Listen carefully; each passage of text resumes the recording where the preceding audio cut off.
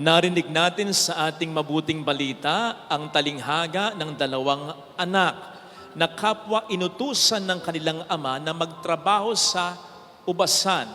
Pero magkaiba sila ng naging katugunan. Yung panganay na anak, nung una, he said, no. Pero nagbago. Yung pangalawang anak, nung una, he said, yes. Pero hindi naman pinanindigan ito. Kaya madaling sabi, ang talagang sumunod sa ama, yung una at hindi yung pangalawa. Ngayon, sino man sa atin ay pupwedeng isimbolo ng dalawang anak na ito. Halimbawa, unahin natin yung nakababatang anak. Tayo man kasi ay umoo. Nag-yes tayo sa Diyos at sa ating kapwa-tao. Tanong, napapanindigan ba ito? Nangako ka sa Diyos na magbabago ka na, tatalikdan mo na yung kasalanang hindi mo matalikuran. Pero nagawa ba? Nangako maglilingkod sa bayan nang nakaupo na, nagnanakaw na lang. Nangakong magbabayad sa iyo ng utang, pero hindi na nagparamdam. Nangakong ikaw lang ang kanyang mamahalin, ang kanyang bebe, habang buhay. Pero ayun, sumakabilang bahay, nangakong ang iyong anak ay mag-aaral ng mabuti. Ayun, nagwalwal ng mabuti. Nangakong tutulungan ka, pero nganga ka na. Nasaan na? Puro mga salita, walang gawa. Ano ba ang halaga ng salita kapag walang gawa? Di wala. Kaya nga ito ang isa sa nakikita kong dahilan kung bakit, pasensya na sa mga nagpapakasal. Dinidiscourage na, kundi man binabawal, yung mga personal vows. Alam niyo yung personal vows, di ba? Yung ginagawa ng mga couples. Tapos sinasabi nila yung mga sweet messages nila sa isa't isa na naririnig ng madlang people. Yung, nakaka-touch, di ba? Minsan, bawal na. Bakit? Bukod sa yan ay nakasisira ng flow, nakasisira ng liturhiya, nakasisira ng totoong essence at meaning ng kasal. Bukod dyan, yung church vows, okay na. Yung traditional vows, okay na. Tingnan nyo ha, sa harap ng Diyos at ng kanyang bayan, at may kalapati pa. Tinitipan kita upang maging aking asawa sa hirap at ginhawa, sa dusa at ligaya. Ikaw lamang ang aking iibigin at itatanging karugtong ng aking buhay ngayon at kailanman. O diba? Pati kalapati kinilig. Okay na yan eh. In fact, yung I do nyo lang, okay na. Sapat na. Lalo pat tututuhanin yung talaga. Yung mga magagandang salita, alam nyo, nakababago lang yan ng pakiramdam natin sa buhay. Pero yung mga magagandang gawa na patunay ng magagandang binitawang salita, ang binabago niyan ay mismong buhay ng tao. Because our tongue doesn't get things done. Mas mainam yung well done kesa sa well said lang. Ay, ang tip ko, maisingit ko lang sa sermon ko. Kung gusto niyo yung traditional vows na yan ay maging heartfelt, maging parang personal vows ang datingan. Suggestion ko lang ha, kabisaduhin niyo. Weeks before your marriage, hingin ninyo, bibigay naman sa inyo. Maikli lang naman kakabisaduhin mo.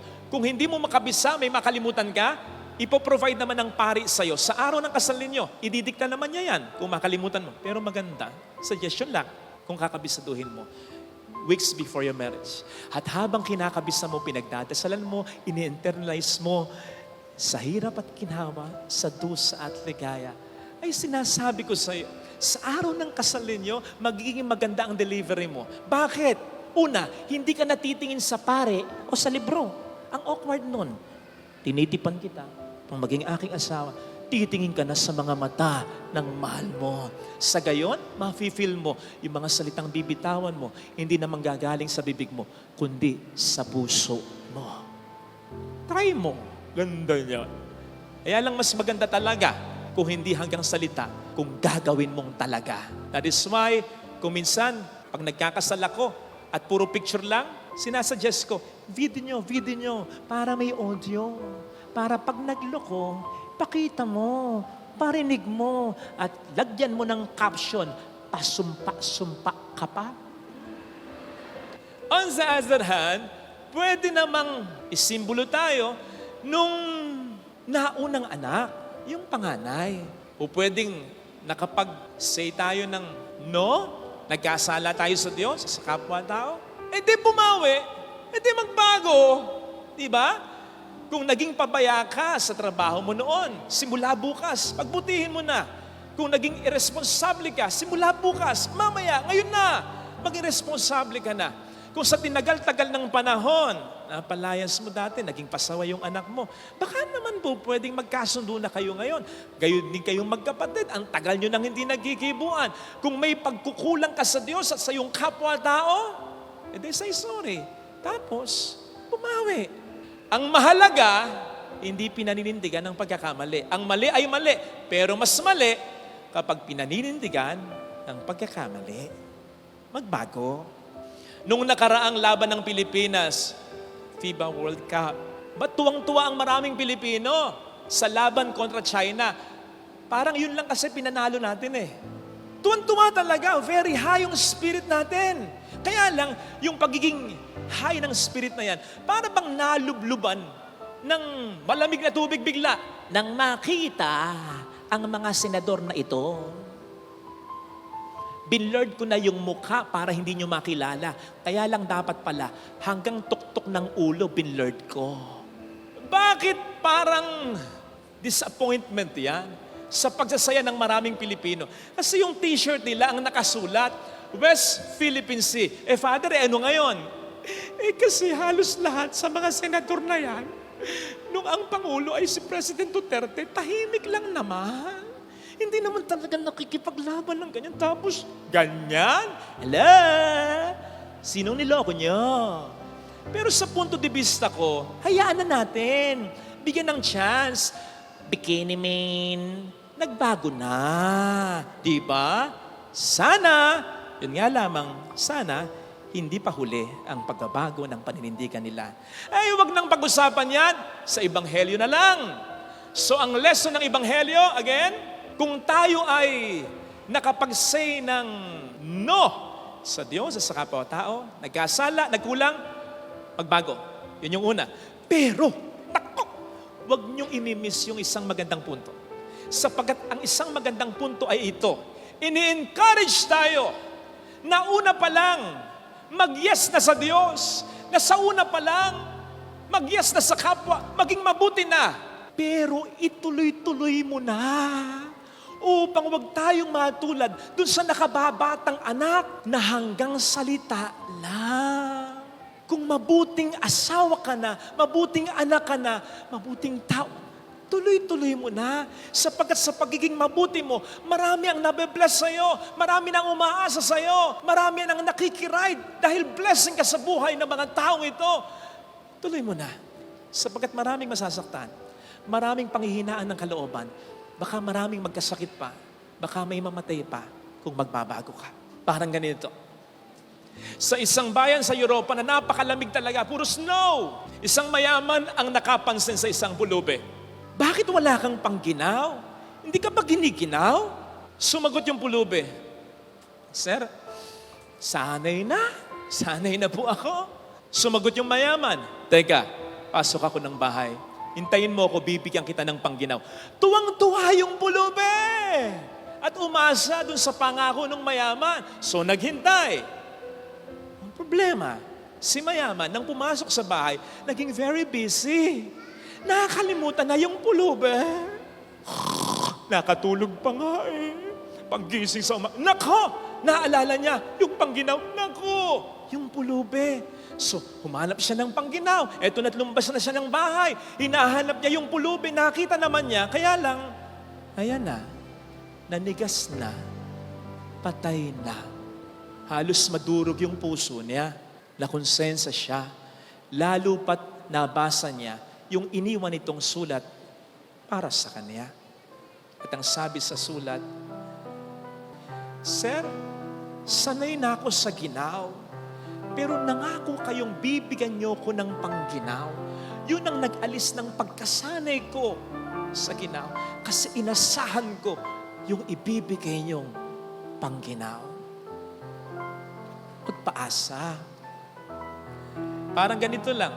Sanay naman yung partner mo, lalong-lalo na yung asawa mo na wala ka sa buhay niya nung hindi pa kayo. Kasi hindi naman kayo kambal, hindi naman kayo magkapatid, hindi naman kayo magkadugo, hindi naman kayo magkapamilya. Apari, hulo, ang pagitan yung dalawa, nagkakita kayo, nagkaibigan, umibig ka sa kanya. At yun din naman ang akala niya sa'yo.